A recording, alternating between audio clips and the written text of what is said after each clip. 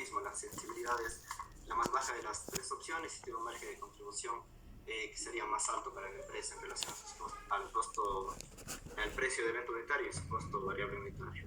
Ya, a ver, ¿qué significa eso? Pero entonces, me dice usted que usted escogería la opción 1. Sí. Ya, porque tiene el mayor margen de contribución y porque la sensibilidad es más baja. ¿No es eso medio contradictorio? Bueno, creo que también dependería del nivel de riesgo que la empresa estaría dispuesta a aceptar en este caso, porque si en este caso los ingresos van disminuyendo y tiene un margen de seguridad también bajo, entonces no sería tan bueno para la empresa. Ya dependería también de qué riesgo está dispuesto a tolerar el administrador de la empresa. Correctísimo, muy bien. Justamente esa es la respuesta, ¿no? De hecho, nosotros tenemos las tres opciones y las tres tienen su margen de contribución, su ganancia.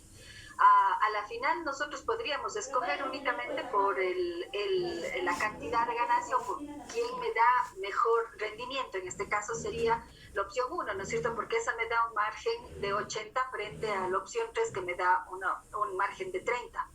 ¿Estoy clara? O sea, yo por ahí podría ya decir si es la opción 1.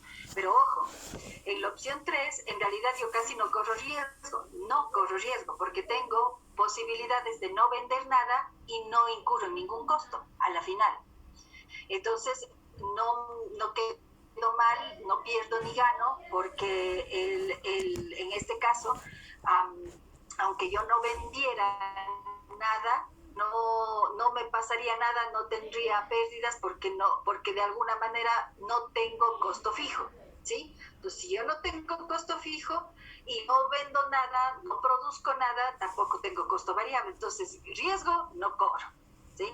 Pero en cambio vamos al origen, ¿no? Si yo negocio, yo tengo que correr algo de riesgo. Entonces, si yo estoy dispuesto a un nivel de riesgo de al menos un 30%, entonces evidentemente la opción 1 es la mejor, porque me daría el margen de contribución adecuado y tengo todavía un 37.5%, casi un 38%, para tener alguna desviación en el cumplimiento de mis objetivos de ventas. Es decir, si yo no vendo un 37.5% de lo planificado, de lo esperado, igual cubro mis costos y gastos, no ni gano, y por tanto he llegado al mismo resultado de la opción 3.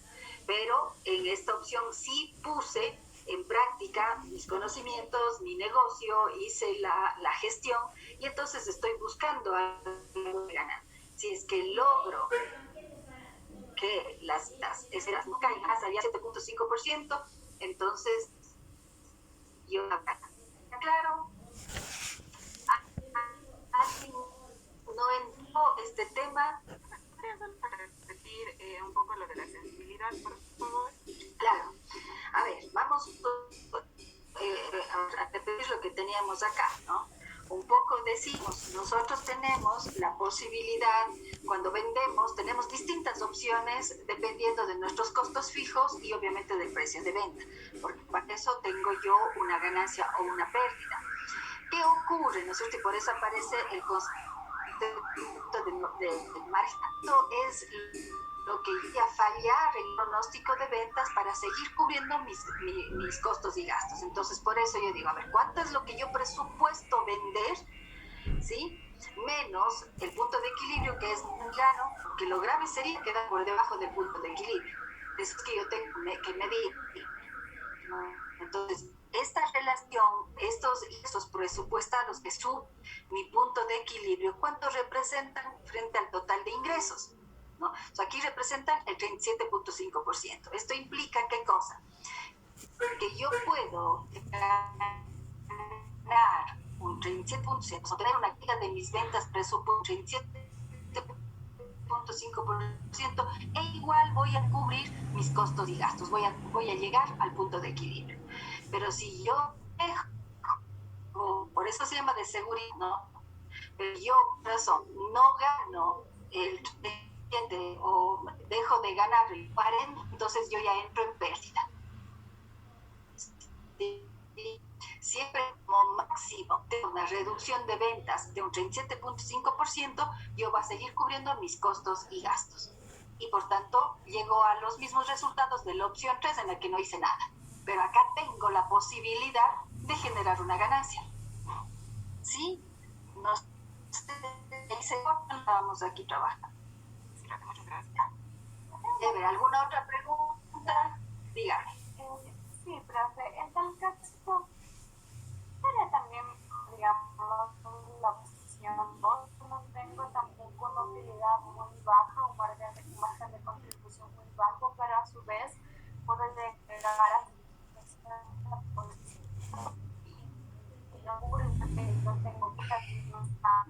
ya, a ver, Melissa, por eso Cristian dijo al inicio, todo depende del nivel de riesgo que estoy dispuesto a asumir. Entonces yo tomé el ejemplo de la opción 1. Supongamos que yo estoy dispuesto a 35. Entonces, claro, la opción adecuada es la opción 1. Pero si, por ejemplo, resulta que yo estoy dispuesto nada más a ¿cómo podemos decir? Una pena que va más allá de ese 37%, entonces yo tengo que ir hasta dónde podría aguantar. Acá le dice hasta un 60%, pero voy a ganar. ¿Sí? Entonces va a depender de cuánto es lo que yo... Ahora, quien dice, no, es que yo no quiero correr riesgos, no estoy dispuesto a perder ni un solo nivel de venta, entonces ya, pues no haga nada, ¿no? Entonces me quedo en la opción 3. Ya, ¿no es cierto?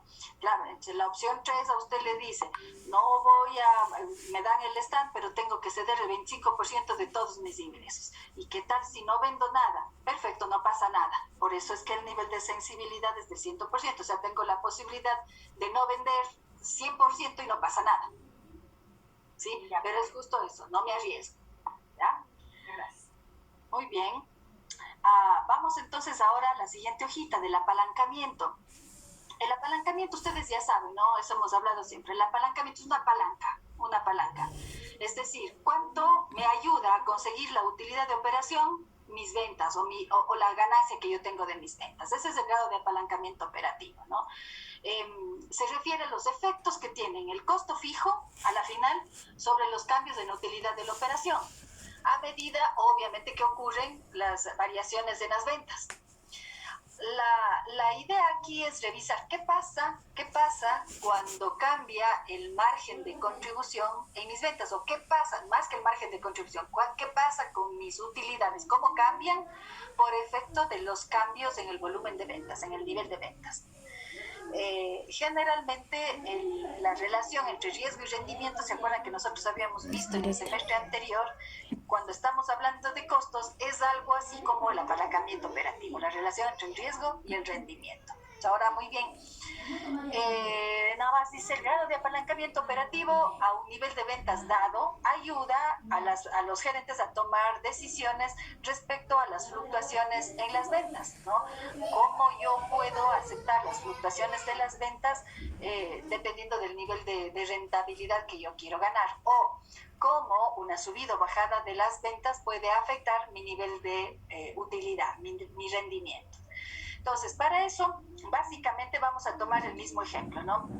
Asumir que estamos a un nivel de ventas de 40 unidades como nuestra planificación. Esto es nuestro plan, vender 40 unidades. Entonces, vamos a hacer el mismo ejercicio que ya lo hicimos en la hoja de cambios de los factores, porque justamente se trata de analizar las tres opciones en las que observamos que podemos tener diferentes condiciones, ¿no? Entonces, ¿cuál es el margen de contribución? Si ustedes se acuerdan, y les vamos sacando de acá, ¿no es cierto? ¿Dónde estoy? Aquí está el margen de contribución a 40 unidades, 80, 50 y 30, ¿sí? Entonces tenemos 80, 50 y 30. El margen de contribución, entonces sería, como estamos hablando de 40 unidades, 4 por 8, 32, son 3.200, 5 por 4, 22.000, 3 por 4, 12.200. Ese es nuestro margen de contribución. Y de hecho, este margen de contribución estaba, bueno, aquí está vinculado con una unidad más, ¿no? Pero es básicamente lo mismo. Entonces, son los 3.200 y baja hasta 1.200 nuestro margen de contribución. Ojo, acuérdense que esto ocurre porque tenemos diferente costo fijo. De ahí que acá decimos que el margen, el grado de apalancamiento operativo o el famoso GAO, depende o nos explica el efecto que tiene el costo fijo en los cambios en utilidad de operación. Entonces eso es lo que tenemos. ¿Cuál es la utilidad operativa? Si este es mi margen de contribución y yo tengo un costo fijo que estaba dado por acá, ¿no es cierto? De 2.000, de 800 y de nada, entonces ¿en cuánto me queda la utilidad? Si ustedes se fijan acá, lo único que estoy haciendo es eso, ¿no? 3.200 menos ese 19 de acá tiene que ser sí, está bien, menos los 2.000 y el otro es 800, ¿de acuerdo? Entonces, los 2.000 me quedo con una utilidad de 1.200. 2.000 menos 800 me quedo con una utilidad de 1.200. Y 1.200, como ya no hay costo fijo, me quedo con utilidad de 1.200 a 40 unidades. ¿Estamos claros? ¿Cuál es el grado de apalancamiento operativo? Relaciones, como ya dijimos, ¿no es cierto? Riesgo, rendimiento, más o menos eso es lo que representa la relación en el manejo de costos. Entonces, riesgo, ¿no? Que sería lo que yo tengo en riesgo, lo que me genera o no la ganancia versus la utilidad operativa, ¿sí? Entonces, la utilidad, ¿cuál es la diferencia entre los dos? El costo fijo, ¿no es cierto? Esa es la única diferencia entre los dos. Entonces, vamos. Margen de contribución me generaría a mí me genera una utilidad operativa de 1.200, al aplicarle la relación me da 2.67. En otras palabras, el margen de contribución operativo que yo tengo, el margen, la ganancia operativa que yo tenga, me cubre o me permite generar 2.67 veces la utilidad. Dicho de otra forma, a través de la utilidad operativa de esta empresa, yo puedo obtener o yo me quedo 2.67 veces comparándole con el margen de contribución, ¿sí? De la misma forma, en la opción 2, tengo el margen de contribución de 2.000, que no era sino el margen unitario por las unidades. Los 2.000 menos los 800 que yo tenía, me quedó en 1.200 la utilidad. Aquí ya tengo un costo fijo menor. Y por tanto, dadas las condiciones, en este caso, el grado de apalancamiento es 1.67. Es decir, que con un margen de contribución de $2.000, yo logro cubrir 1.67 veces la utilidad operativa para 40 unidades. ¿Sí? Y claro, en el caso de la opción 3, ahí no tengo costo fijo, entonces obviamente el margen de contribución es igual a la utilidad operativa. ¿Sí? Ahora, ¿qué ocurre si yo digo, por ejemplo, que se incrementa un 10% en las ventas? ¿Qué pasa? Quiero yo, como gerente financiero, revisar qué podría hacer, cuál sería el resultado, si vale la pena o no impulsar un incremento de ventas del 10%, dadas las mismas condiciones. Entonces hacemos exactamente lo mismo, ¿sí? Ya tenemos el margen de contribución en cada una de las opciones. ¿Cuál sería el ingreso? 8 por 44 sería 5 y pico, 3.520, ¿sí? Y asimismo, 5 por 44 sería 2.200, así es, 2.200. Y 30 por 44, 1.320. Este es el margen de contribución para 44 unidades. Aquí, perdónenme que lo he puesto aquí.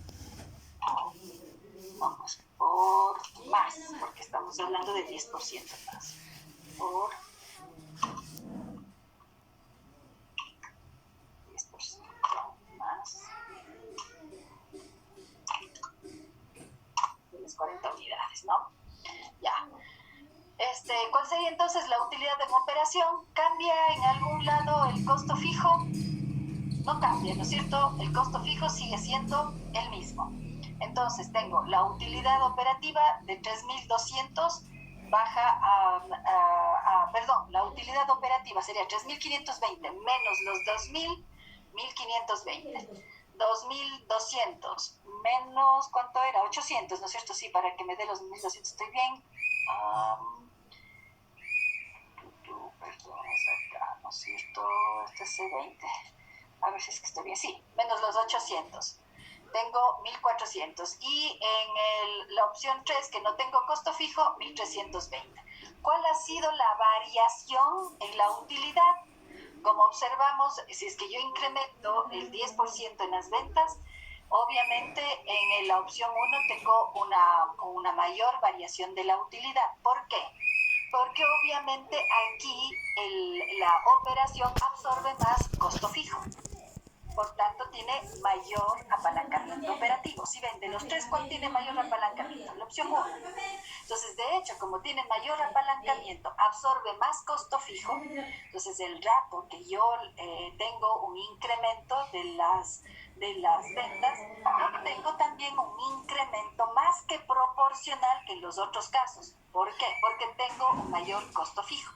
Y esa es la razón también por la que cuando yo voy a optar aquí por cuál de las tres opciones, es preferible la opción 1. ¿Por qué? Porque a medida yo puedo esforzarme por vender más, porque de esa manera absorbo más costos fijos. Acá no tengo que esforzarse demasiado, igual no tengo costos fijos. ¿Sí se entiende? Sí, profe. Entonces, se ratifica que es preferible la opción 1, porque inclusive yo logro vender una unidad más, 4 unidades más, y voy a tener una mejor utilidad proporcionalmente que el resto de opciones. ¿Sí? Sí se ve que hay este incremento, ¿no es cierto? Y hay una variación positiva mucho mayor en la opción 1 que en el resto de las opciones. Insisto, ¿por qué? Porque tiene un mayor grado de apalancamiento operativo o, dicho de otra forma, un mayor grado de absorción del costo fijo. ¿Sí? Bien. Bueno, al usar el apalancamiento operativo, el efecto de los cambios de una venta sobre la utilidad de operación se calcula así. Es justo lo que acabamos de decir, ¿no? Justo lo que acabamos de decir. Listo. Vamos entonces ahora a la mezcla. Vamos a hacer lo siguiente. Y más allá de que ustedes ya tienen ahí el ejercicio, lo que quiero es que me expliquen, ¿de acuerdo? Vamos a aplicar todo lo que ya hemos visto, pero aquí vamos a hacer una mezcla de productos. En la práctica, ustedes saben que cuando se vende un celular, no se vende solo el celular, se vende, por ejemplo, con la línea o alguna cosa así, ¿no es cierto? Pues casi siempre se venden los productos en paquetes, ¿ya? Entonces, es importante ir analizando también los efectos, pero en paquete, o lo que se llaman aquí en combos, ¿ya? Entonces, supongamos que nosotros tenemos unas ventas esperadas del producto 1 en 60 y de un producto 2 en 40. 40 unidades de producto 2, 60 unidades de producto 1, en total eso es lo que yo espero vender, 100 unidades compuestas de 60 producto 1, 40 producto 2, ¿ya? El producto 1 tiene, supongamos que tiene un precio de venta de 200 y el producto 2 de 100. El producto 1 tiene costos unitarios de 120 y el producto 2 de 70. Entonces, obviamente, el margen de contribución por efecto, ¿no es cierto? Por efecto, 200 menos 120, 80, 100 menos 70, 30. ¿Estamos? Vamos a calcular entonces ya los valores monetarios. ¿Cómo calculo? Nada más haciendo la relación 60 unidades por 200, 12.000. ¿Estamos bien?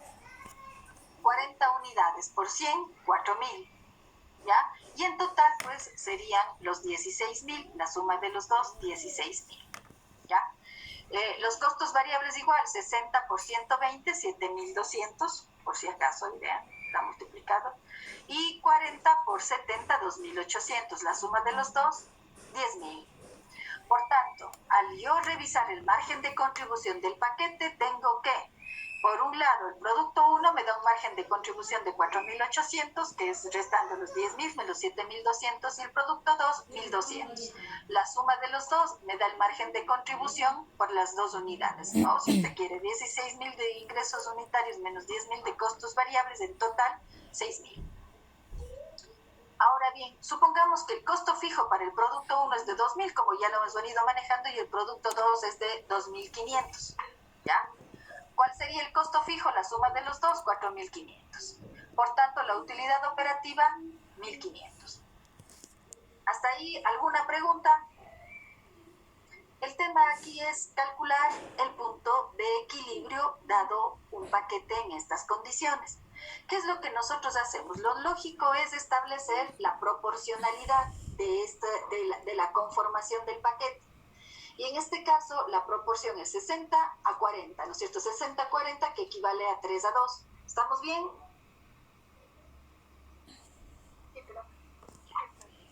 Gracias. Entonces, vamos a suponer que vendemos bajo esa proporción los distintos paquetes. Entonces, para yo poder armar un paquete, por ejemplo, que tenga esta relación, tengo que vender, por ejemplo, digamos que es una proporción de 2 veces a lo que estábamos haciendo, entonces sería 6 unidades de producto 1 y 4 unidades de producto 2. La relación sigue siendo 3-2, ¿no es cierto? Sigue siendo la relación 3-2. ¿Cuál es el margen de contribución? Ya sacamos 80 para el producto 1 y 30 para el producto 2. Por tanto, ¿cuál es el margen de contribución del paquete? 8 por 6, 480, 3 por 4, 12, 120. La suma de los dos me da los 600. O sea, el margen de contribución del paquete, dados estas contribuciones individuales y esta conformación del combo, es de $600. Ahora, ¿cuál es? Este es el combo que yo he manejado sabiendo que esta es la relación. O sea, si es que yo vendo 3 unidades del producto 1, tengo que vender 2 del producto 2. ¿Ya? Esa es la relación. Y así es como estamos manejando. Entonces, ahora vamos a calcular el punto de equilibrio. Primero, si yo tengo que los costos fijos son de 4.500, ¿no es cierto? Esto ya le sacamos arriba, ya en el análisis total. Si yo tengo que los costos fijos son de 4.500 y si ya sé que mi margen de contribución es de 600, ¿cuántos paquetes tengo que vender para cubrir todos mis costos y gastos como están aquí definidos? Tengo que vender 7.5 paquetes. ¿Estamos claros hasta ahí? Sí, profe. Ya, entonces son 7.5 paquetes. Ahora bien, si es que esto es lo que yo tengo que vender, ¿cuál es el punto de equilibrio por cada unidad? Entonces yo lo único que tengo que hacer aquí es ir comparando el número de unidades vendidas por los 7 paquetes y ahí saco cuántas son las que en total tengo que vender del producto 1 para alcanzar esta relación o este punto de equilibrio en paquetes. ¿Sí? Entonces, si ustedes se fijan, lo único que hago es multiplicar las 6 unidades por los 7.5 paquetes, porque cada paquete, en este caso, lleva una relación proporcional de 3-2. Y como aquí estoy haciendo con 6, entonces cada paquete va a tener 6 unidades del producto 1. ¿Sí?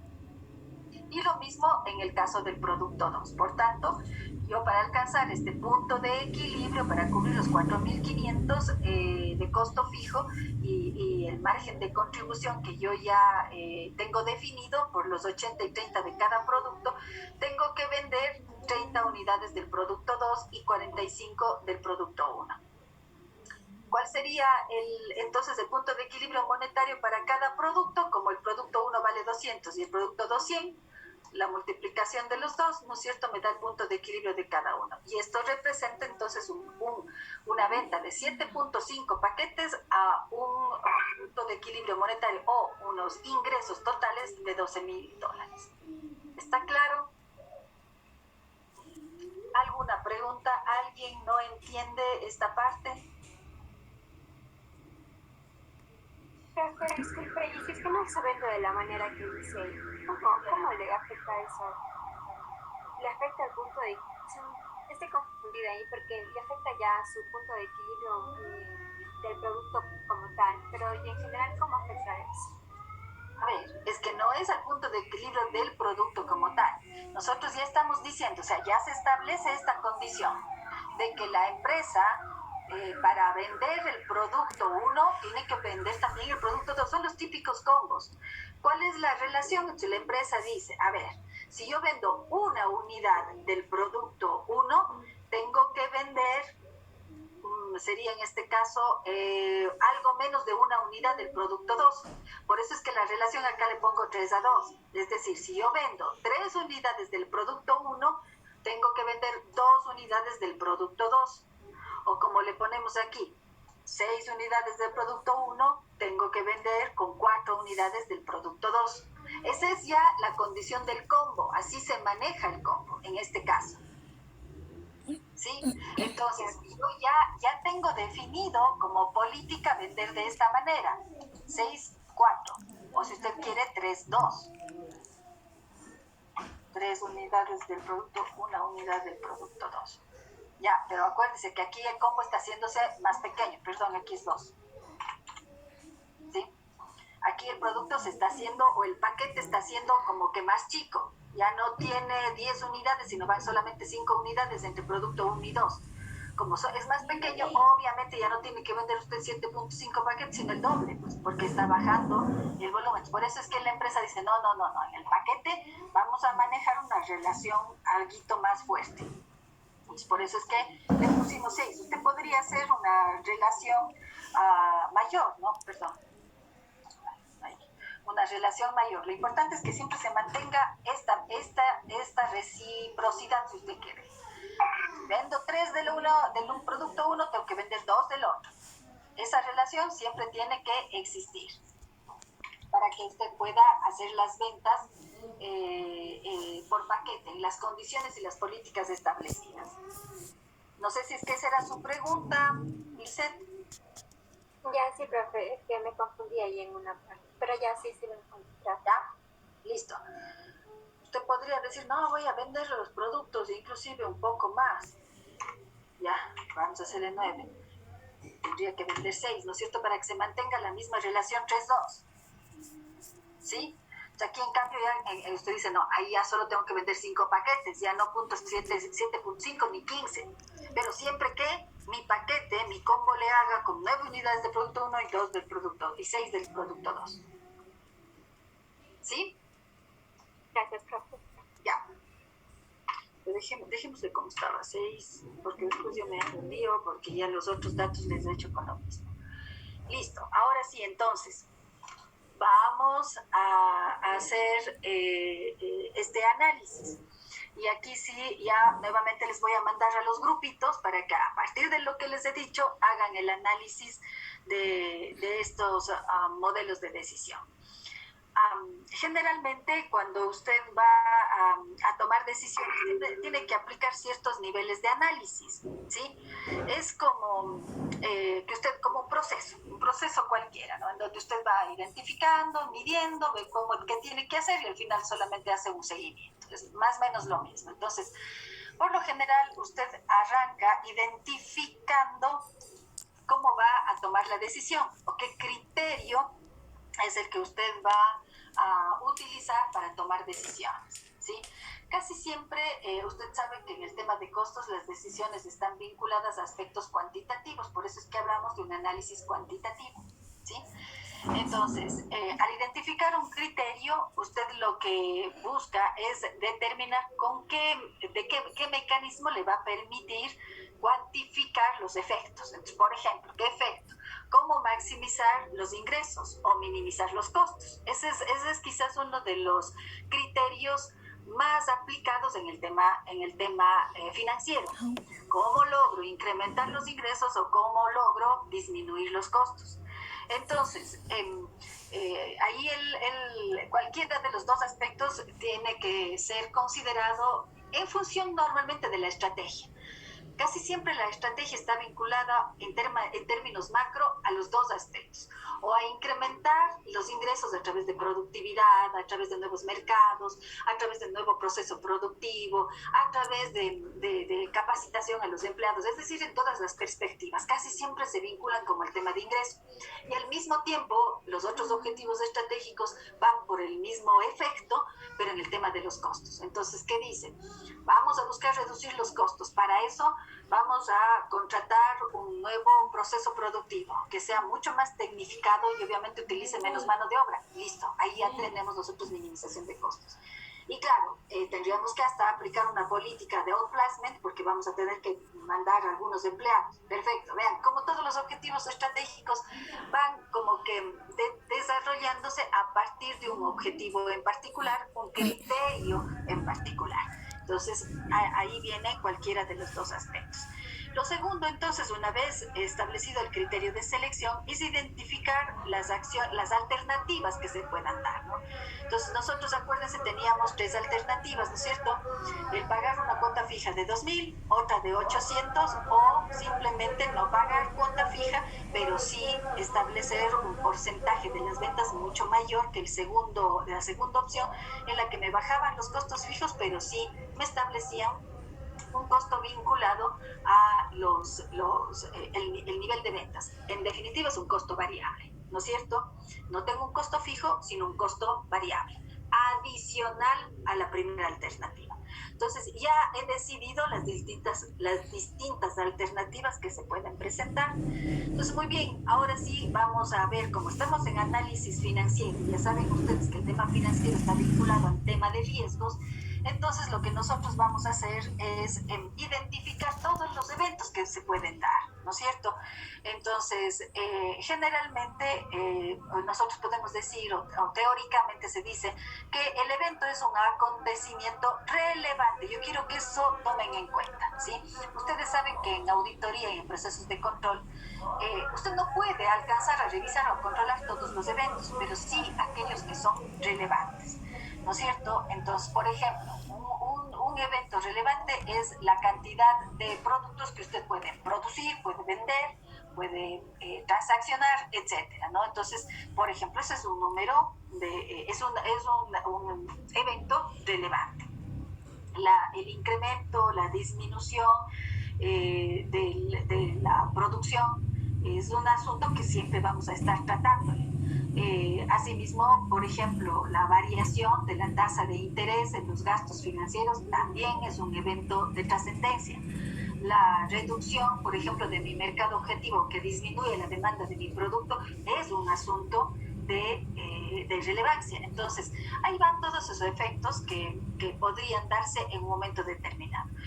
Los modelos matemáticos generalmente analizan una de las variables, es decir, cualquiera de estos elementos deberían ser mutuamente excluyentes, ¿sí? Pero ojo, también existen modelos matemáticos en donde usted puede ir haciendo ajustes tanto de un evento como del otro, es decir, podría darse un incremento de ventas, pero a la vez un incremento de la tasa de interés, por ejemplo. Entonces, ¿cuáles serían los efectos? ¿Qué puede ocurrir en mis ingresos, en mi rentabilidad, perdón, más que en mis ingresos? ¿Qué puede ocurrir? Entonces, eso con modelos matemáticos. Nosotros, para trabajar en este caso a través de la hoja de Excel, vamos a considerar que los eventos son mutuamente excluyentes, es decir, que no pueden ocurrir todos al mismo tiempo, sino normalmente uno u otro, pero no varios a la vez, ¿sí?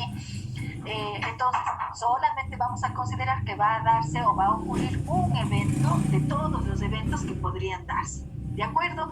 Insisto, y yo siempre pongo este ejemplo de los modelos matemáticos. Yo sé que a través de modelos matemáticos usted puede hacer análisis de cambios de varias variables. De hecho, por ejemplo, en proyectos, ¿no es cierto? Ustedes debieron haber analizado el Crystal Ball. El Crystal Ball le ayuda a usted a hacer varios cambios en algunas variables y usted ve cómo es el efecto en cuanto al cumplimiento o no del BAN o del TIR. Y de hecho, usted puede afectar algunas variables. Entonces, pero no estamos aquí en un modelo matemático ni en un Excel avanzado, sino simplemente vamos a suponer, como digo, que pueden darse un solo evento. Entonces, vamos a ver. Digamos que se pueden vender 30 unidades X, 60 unidades Y.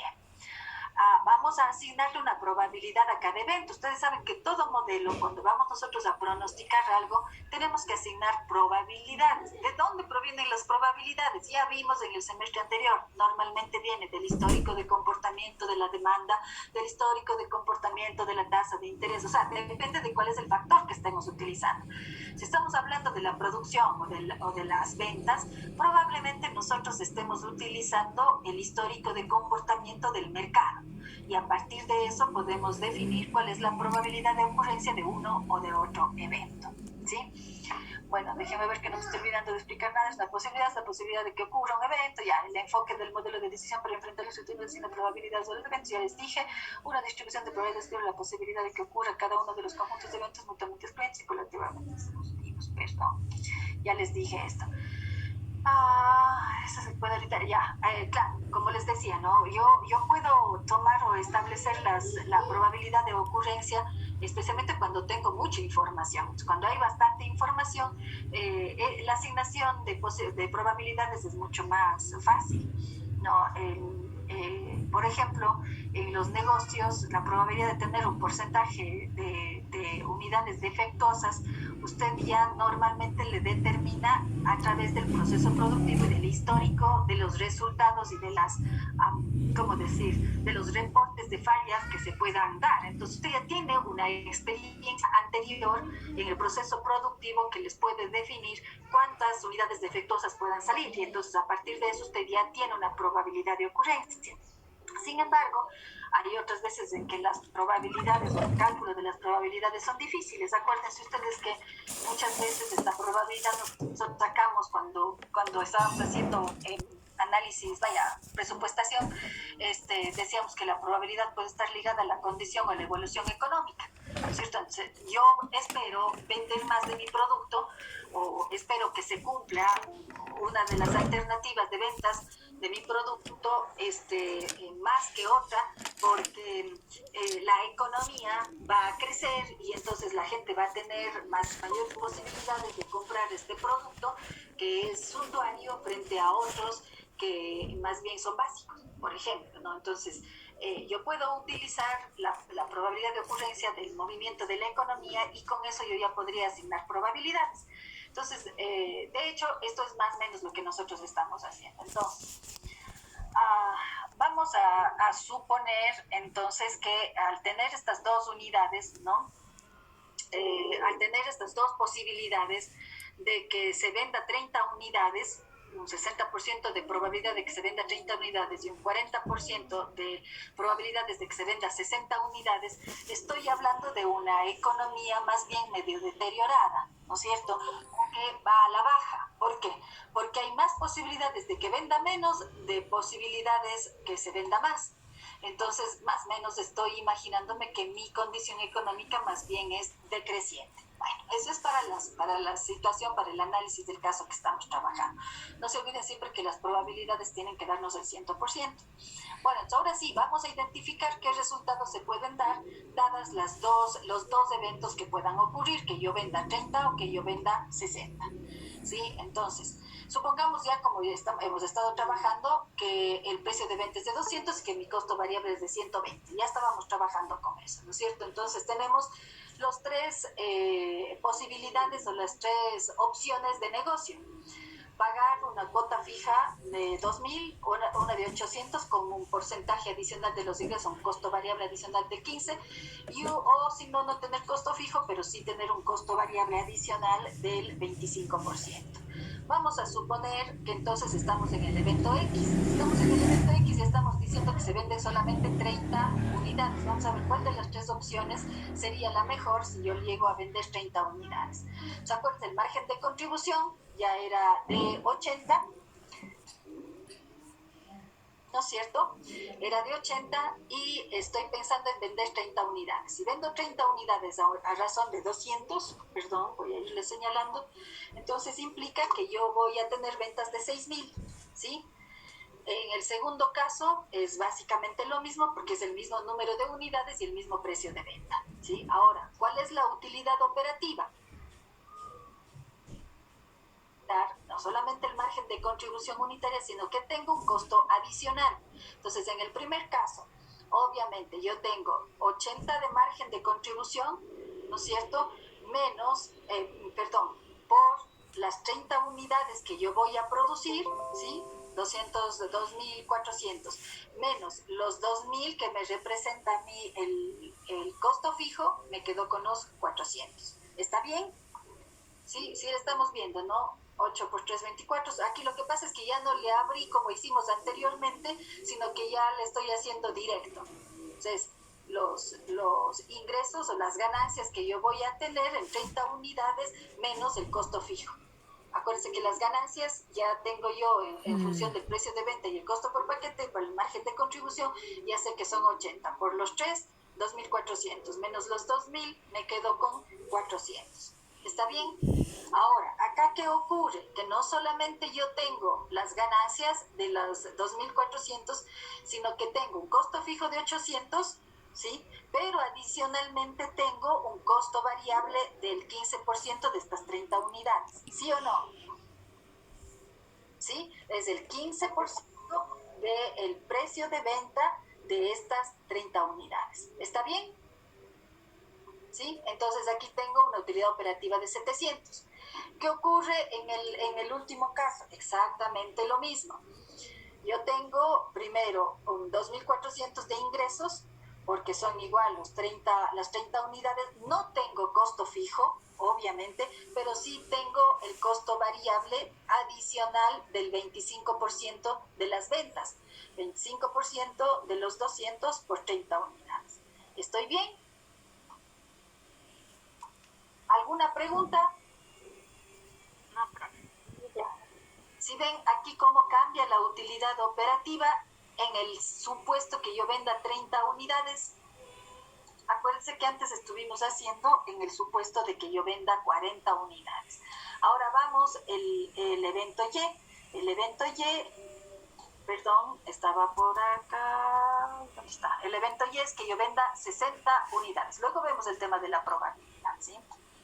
Entonces, en el evento Y es exactamente lo mismo, son 60 unidades, margen de contribución 80, son $12,000 que yo voy a tener en ventas, considerando que son 6 por 2, 12, o sea, 6 por 200 de precio de cada artículo. En este caso eran los celulares, 12,000 en cada uno de los casos. Igual voy a vender porque es la misma situación. Pero ¿qué ocurre?